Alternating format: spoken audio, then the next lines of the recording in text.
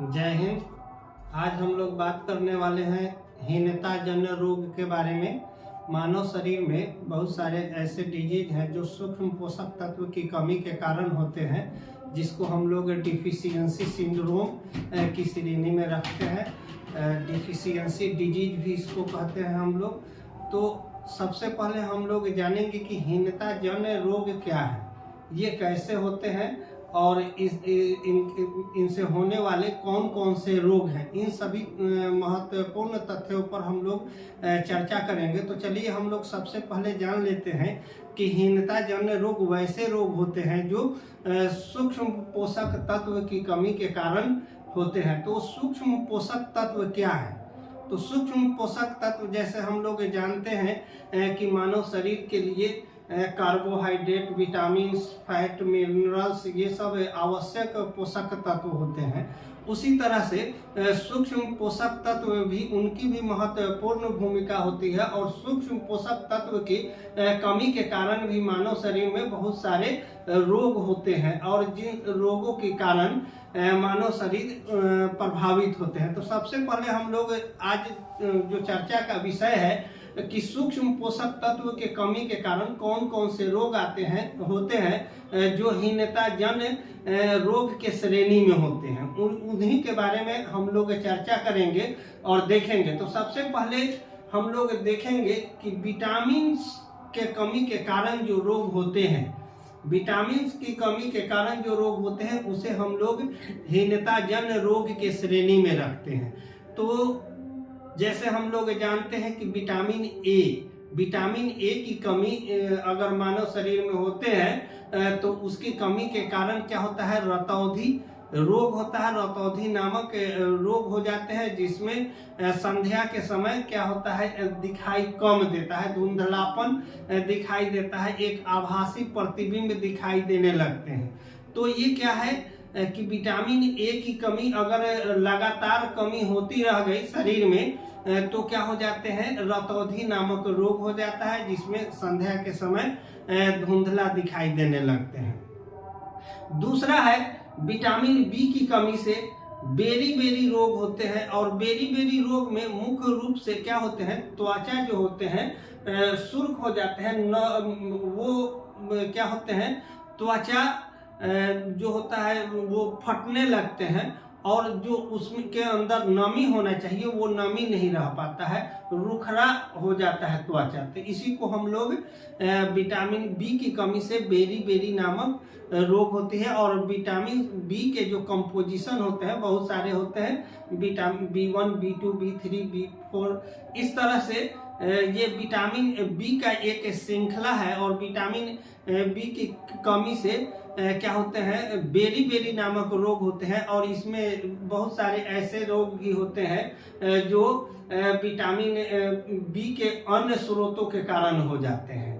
तो इस तरह से हम लोग देखे हैं कि विटामिन ए और विटामिन बी की कमी से ह्यूमन शरीर में जो रतौंधी और बेरी नामक रोग होती है वो क्या है, सूक्ष्म पोषक तत्व की कमी है और जिसके कारण से क्या होते हैं, हीनता जन्य रोग होते हैं। अब आगे हम लोग देखते हैं विटामिन सी की कमी से स्कर्वी नामक रोग होता है। और स्कर्वी नामक रोग में क्या होते हैं कि इसमें लगातार विटामिन सी की कमी जब शरीर में होने लगती है तो स्कर्वी नामक क्या होता है, रोग होता है जिसमें क्या होता है, स्लीपिंग सिकनेस जैसी शिकायत आ जाती है। और त्वचा जो होते हैं काफ़ी जैसे मौसम के प्रति, वातावरण के प्रति काफ़ी ज़्यादा एक्टिवेट हो जाते हैं।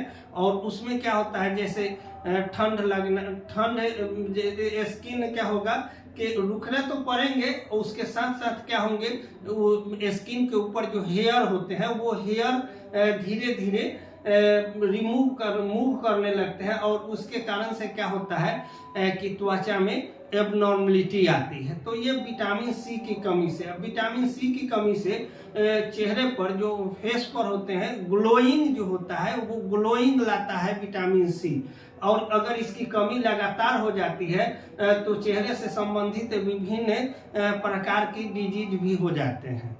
अब हम लोग आगे देखते हैं विटामिन डी की कमी से होने वाले रोग कौन है? तो विटामिन डी की कमी से रिकेट्स नामक रोग होता है। इस रोग में मुख्य रूप से विटामिन डी की कमी होती है और विटामिन डी जब शरीर में लगातार इसकी कमी होने लगती है तो एक रिकेट्स नामक रोग होता है, जिसमें क्या होती है, अस्थियां काफी कमजोर हो जाती है। बोन्स जो होते हैं वो क्या हो जाते हैं, कमजोर होने लगते हैं और उनकी मैच्योरिटी जो होती है धीरे धीरे कम होने लगती है। जिस तरह से ये विटामिन डी की कमी से होने वाले जो रिकेट्स रोग हैं वो बच्चे में अधिक मात्रा में देखा जाता है। जब बच्चा छोटा होता है और लगभग 5-7 साल के अवस्था में होता है, वैसे उस समय क्या होता है, अगर उसको लगातार विटामिन डी की कमी होगा तो उसमें ये रिकेट्स नामक रोग हो जाएगा। अस्थि जो होते हैं, बोन्स जो होते हैं उतना परिपक्व नहीं हो पाते हैं, जिस कारण से बच्चे क्या होते हैं, अपंगता या विभिन्न प्रकार के बोन से संबंधित उनके अंदर डिजीज होने लगता है। अब आगे हम लोग देखेंगे कि विटामिन ई की कमी से जो होता है पेलाग्रा नामक रोग होता है, जिसको हम लोग बंझापन या गंजापन कहते हैं। महिलाओं में इसकी लगातार अगर कमी होती है तो बंझापन नामक रोग उत्पन्न होता है, जिसमें जो फर्टिलाइजेशन रेट होता है महिलाओं में वो नगण्य हो जाती है, माने एकदम बिल्कुल ही नहीं होता है। जो उसके अंडाणु होते हैं वो ज़्यादा उनमें मोटिलिटी नहीं रहता है, एक्टिव नहीं होते हैं और वो फ्यूज कम कर पाते हैं। इस कारण से क्या होता है, बंझापन नामक रोग हो जाती है महिलाओं में।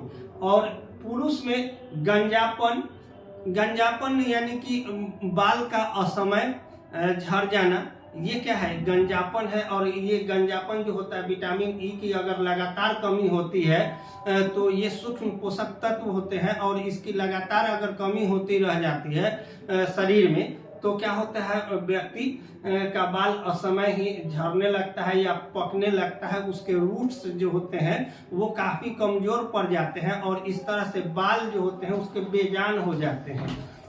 तो ये विटामिन ई की कमी के कारण होते हैं।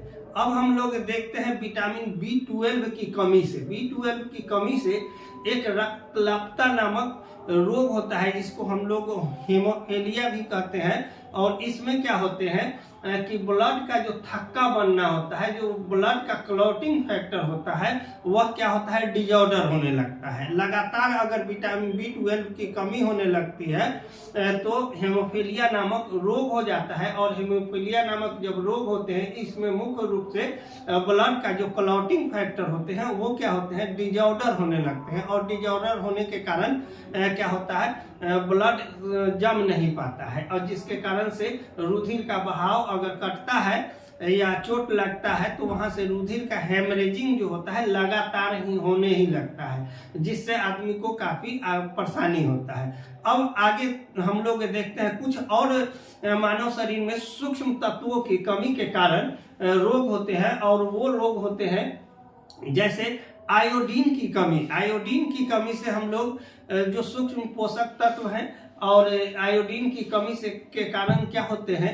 घेंघा नामक रोग होता है। घेंघा नामक जिसको हम लोग गाउट भी कहते हैं, घेंघा रोग होता है, जिसको हम लोग गलगंड भी कहते हैं, गलसुआ।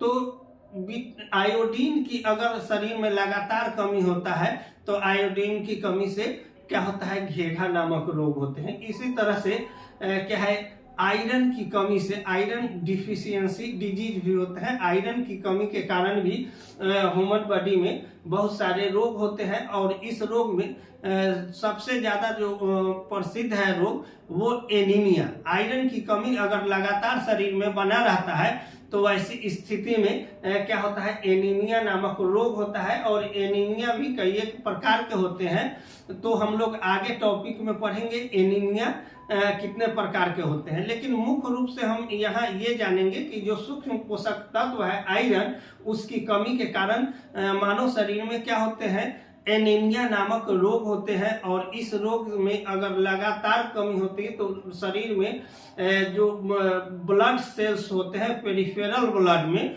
वो उसमें क्या होता है कि जो आयरन की मात्रा अगर कमी होती जाती है तो आरबीसी का मैचुरेशन जो होता है, आरबीसी की मात्रा धीरे धीरे ब्लड में कमती चली जाती है।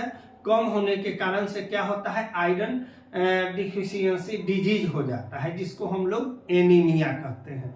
इसी तरह से सूक्ष्म पोषक तत्व कैल्शियम है, इसके कमी से भी मानव शरीर में रोग होते हैं। हम पिछले वीडियो में देखे हैं ऑस्टियोपोरोसिस, और ऑस्टियोपोरोसिस में हम लोग ने देखा है कि बोन किस तरह से भुरभुरे और कमजोर हो जाते हैं, और बोन में घून जैसी एक डिजीज हो जाते हैं। जिस तरह से बांस खोखला हो जाता है, उसी तरह से बोन भी खोखले पड़ जाते हैं और उसमें असमय ही फ्रैक्चरिंग की संभावनाएं बढ़ जाती है।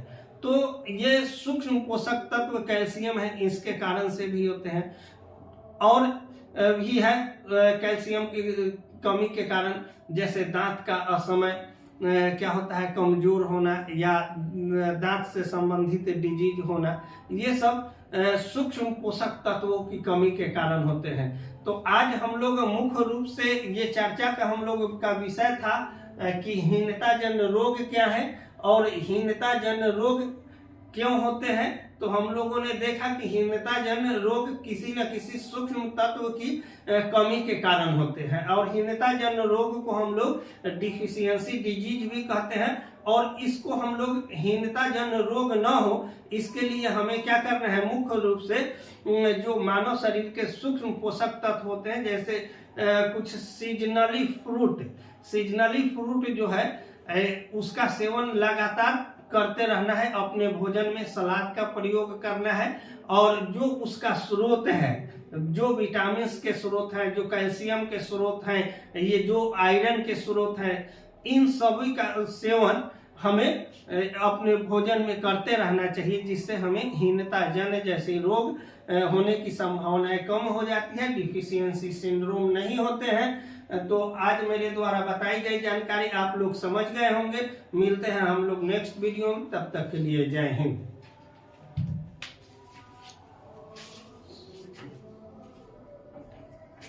कट गया ना जाए।